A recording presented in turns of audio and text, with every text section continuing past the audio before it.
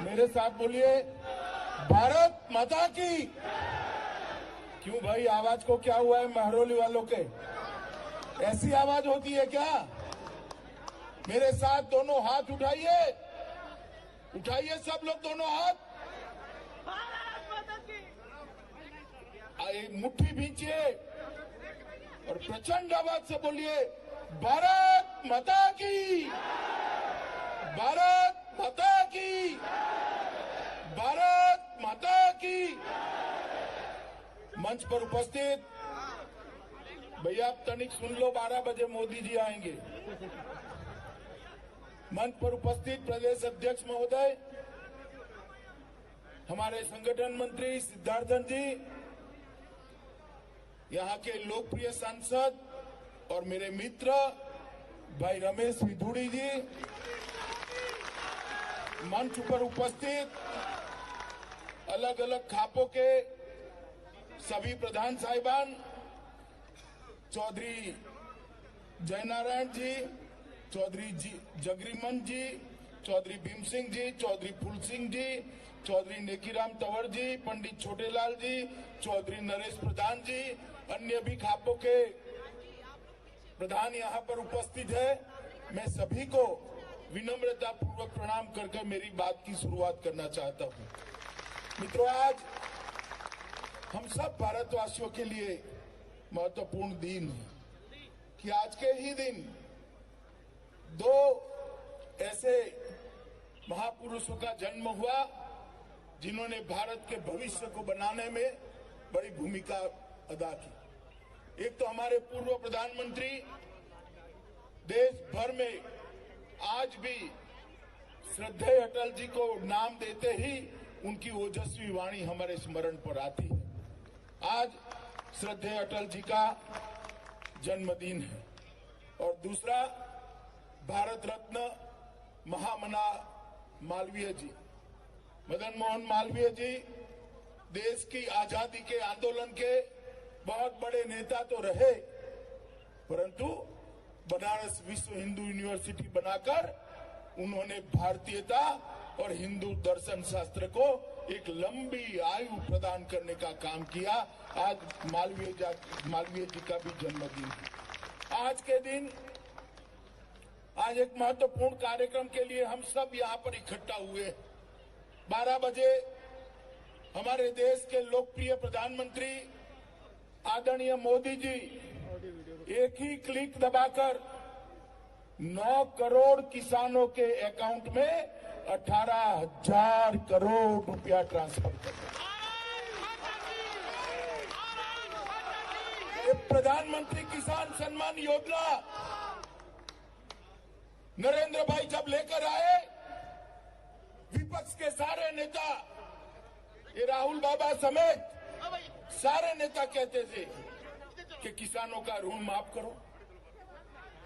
10 साल तक कांग्रेस की सरकार रही, यूपीए की सरकार रही। 10 साल में उन्होंने 60,000 करोड़ का ऋण माफ किया था। कितना किया था भाई, जोर से बोलो जरा, कितना किया था? नरेंद्र मोदी जी ने 2.5 साल के अंदर ही 10 करोड़ किसानों को 95,000 करोड़ रुपया सीधा इसके बैंक अकाउंट में। और आज वो 95,000 करोड़ के बाद और 18,000 करोड़ रुपया किसानों के बैंक अकाउंट में जाएगा। बीच में कोई बिचौलिया नहीं होगा।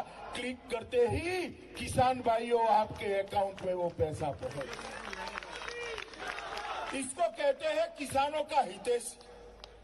मोदी जी ने जब प्रधानमंत्री बने तब से किसानों के हित को सर्वोपरि प्रायोरिटी दी है।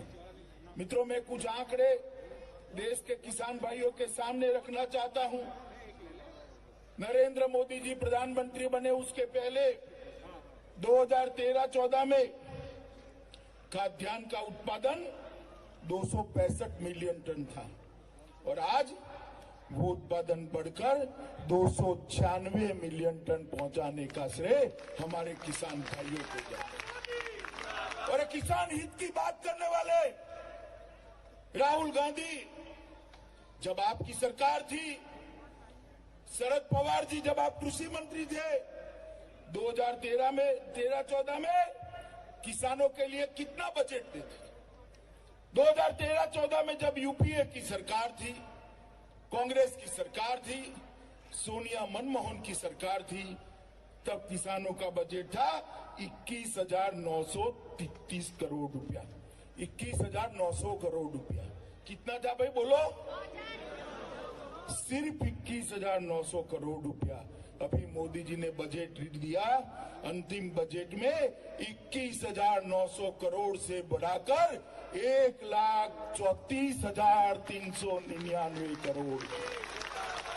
अरे हमारा हिसाब मांग रहा, उल्टा चोर कुटवाल को डांटे।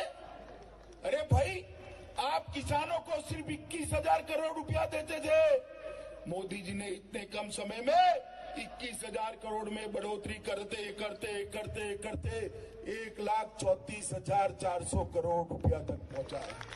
मित्रों, एमएसपी की बात करते हैं। मैं आज किसान भाइयों को, देश भर के किसान भाइयों को कहना चाहता हूं, विपक्ष के नेताओं के पास कोई मुद्दा नहीं, एक कोरा झूठ फैला रहे हैं कि एमएसपी बंद होने वाली है। प्रधानमंत्री ने स्पष्ट कर दिया है, आज मैं फिर से स्पष्ट करना चाहता हूं किसानों के सामने, एमएसपी थी, है और हमेशा के लिए रहने वाली। और कम से कम यूपीए वालों को एमएसपी के लिए बोलने का अधिकार नहीं है। सालों से किसान की मांग थी कि एमएसपी का दर अपना जो खर्च है कृषि उपज का, उससे 50% होना चाहिए, 1.5 गुना ज्यादा होना चाहिए। मित्रों, मांग थी या नहीं थी बताओ? थी या नहीं थी? 70 साल तक किसी ने इस मांग को पूरा नहीं किया। नरेंद्र मोदी ने 2014 से 19 के बीच में एमएसपी की लागत, किसान की लागत से एमएसपी का भाव 1.5 गुना कर किसानों को बहुत बड़ी राहत देने का। मित्रों, 2009 से 2014 के बीच धान और गेहूं की खरीदी के लिए 3,74,74,000 रुपया खर्च होता था। सिर्फ 3,74,000 करोड़। ये जो बात करते हैं किसानों के हित की, मैं उनको पूछने आया हूं, आप जब शासन में थे क्या करते थे? 3,74,000 करोड़ रुपया खर्च करते थे। मोदी जी ने 14 से 19 के बीच में 3,74,000 करोड़ से बढ़ाकर 8,22,000 करोड़ रुपए का धान और गेहूं खरीदा।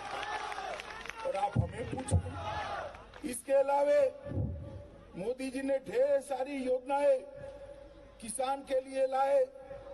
मुद्रा स्वास्थ्य योजना, जमीन आपकी कैसी है, भूमि कैसी है, कौन सा खाद कितना चाहिए, पानी कितना चाहिए, कौन सी फसल अच्छी हो सकती है, इस सॉइल हेल्थ कार्ड देने का काम किया। नीम कोटेड यूरिया कर यूरिया की कालाबाजारी को समाप्त कर दिया। मुझे बताओ भाइयों बहनों, उत्तर भारत में पूरे रबी हो या खरीफ यूरिया के लिए लाठियां भांजी जाती थी। कभी भी यूरिया की लाइन देखी है क्या? सब जगह यूरिया मिलने लगी क्योंकि नीम कोटेड करने से कालाबाजारी बंद। 1,000 मंडियों को ऑनलाइन जोड़कर देश भर में सबसे ज्यादा भाव मिले, इसके लिए काम किया। प्रधानमंत्री फसल बीमा योजना 6.5 करोड़ से ज्यादा किसानों को दी। 10,000 किसान उत्पादक संगठन बनाए और इसके लिए 7,000 करोड़ रुपए का खर्च किया। शहद उत्पादन के लिए और 500 करोड़ रुपया दिया।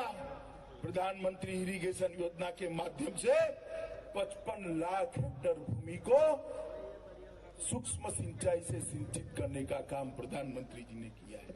मित्रों, मैं अंत में इतनी ही बात करना चाहता हूं। अभी प्रधानमंत्री जी अपनी बात करेंगे, मैं इतना ही कहना चाहता हूं। अभी जो विपक्ष हो हल्ला मचा रहा है कृषि सुधार बिलों पर, मैं किसान भाइयों को कहने आया हूं, ये तीनों कृषि सुधार बिल किसानों के हक में है, इससे किसानों का कोई नुकसान नहीं होगा।